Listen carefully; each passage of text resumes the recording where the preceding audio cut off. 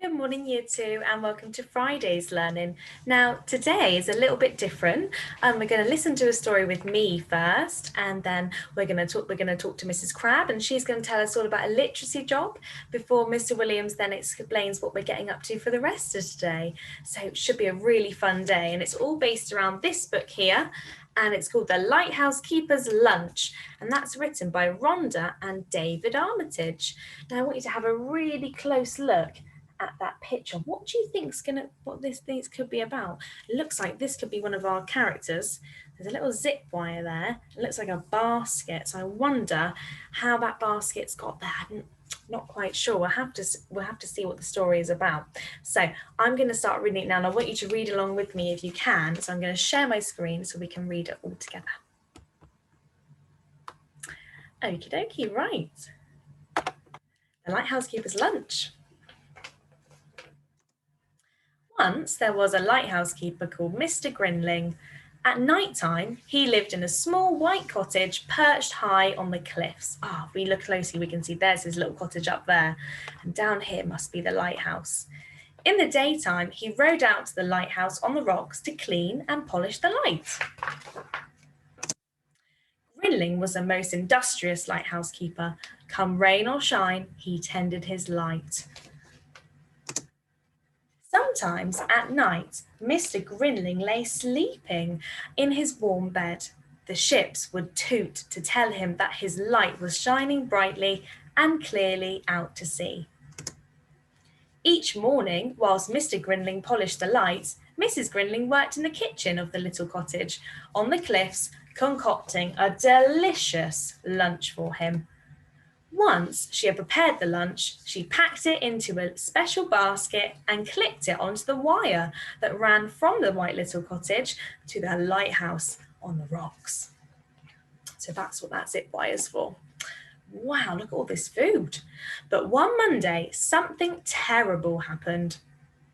Mrs. Grinling had prepared a particularly appetizing lunch. She had made a mixed seafood salad, a lighthouse sandwich, cold chicken salad, sausages and crisps, peach surprise, iced sea biscuits, drinks and assorted fruit. Whoa, that is a lot of lunch for Mr. Grinling. She put the lunch in the basket as usual and sent it down the wire. But the lunch did not arrive. It was spotted by 3 scavenging seagulls who set upon it with great gusto. Let's see what those seagulls are going to say. This is an excellent peach surprise, boys. She's a great cook, Fred. Scrumptious lunch, Tom. Oh no, the seagulls have stolen the lunch. Clear off, you varmints, shouted Mr. Grinling, but the seagulls took not the slightest notice. Oh no, now Mr. Grinling's going to be hungry. That evening, Mr. and Mrs. Grinling decided on a plan to baffle the seagulls. This is going to be something similar to what you guys are getting up to today. Tomorrow, I shall tie a napkin to the basket, said Mrs. Grinling. Of course, my dear, agreed Mr. Grinling. A sound plan. Let's see if it worked. Oh, it's not looking good. They'll have to try harder than this to stop us, Bert. And you can see one's taken off the ribbon and the other one's taken off the little cloth that she's put over the top, and they've got into the yummy food again. On Tuesday evening, Mr. and Mrs. Grinling racked their brains for another plan. They're a brazen lot, these seagulls, said Mrs. Grinling. Brazen indeed, said Mr. Grinling. What shall we do? Our cat does not appear to like seagulls, said Mrs. Grinling. No, my dear, said Mr. Grinling. Hamish is an accomplished seagull chaser. Of course, exclaimed Mrs. Grinling. Tomorrow Hamish can guard the lunch. A most ingenious plan, agreed Mr. Grinling. And if you look in the corner, you can see there's Hamish, the cat, and he seems to be chasing away some seagulls whilst the two of them watch over.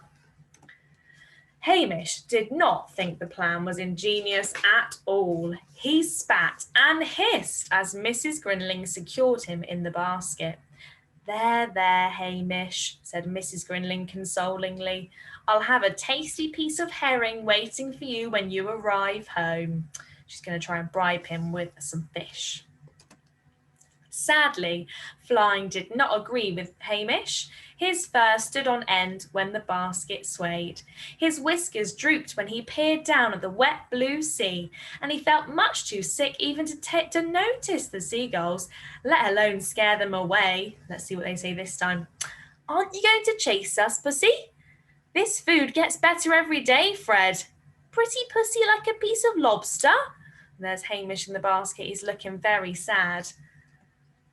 Lackaday, lackaday, said Mr. Grinling sadly.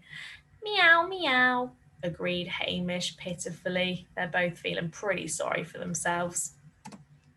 On Wednesday evening, Mr. and Mrs. Grinling racked their brains again for a new plan. What shall we do? Said Mr. Grinling. Mrs. Grinling looked thoughtfully. I have it, she exclaimed. Just the mixture for hungry seagulls. Indeed, my dear, said Mr. Grinling. What have you in mind?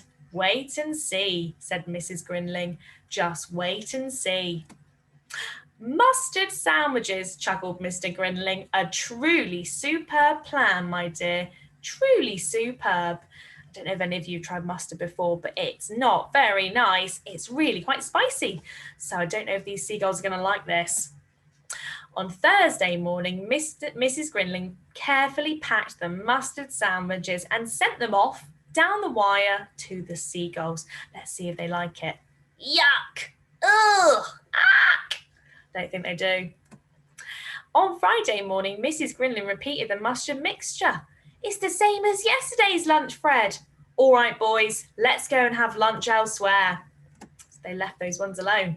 So, on Saturday, up in the little white cottage in the cliffs, a jubilant Mrs. Grinling put away the mustard pot before she prepared a scrumptious lunch for Mr. Grinling. While he waited for his lunch down in the lighthouse on the rocks, Mr.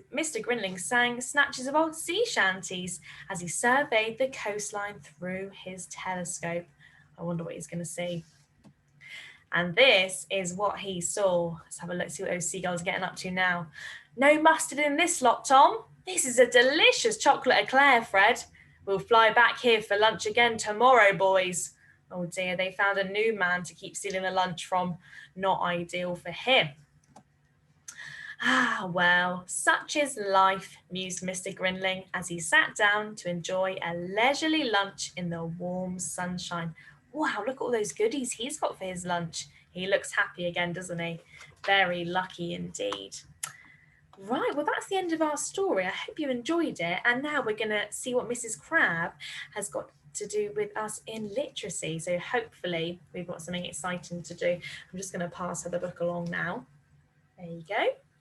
And she'll see you in just a second. Bye, everyone.